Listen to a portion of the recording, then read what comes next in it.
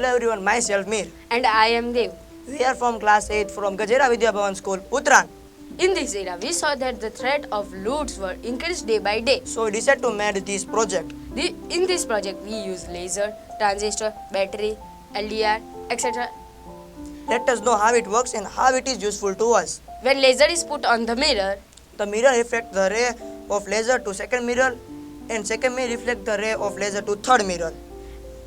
And third mirror reflects the ray of laser to LDR. and the system is activated. When something blocks the laser, the LDR give command to buzzer to beep like this. Like this. This project can be used in museum to protect precious or ancient items from thieves. Or in farm to protect crops from the animals. Our mentor is Lakshman sir. Thank you.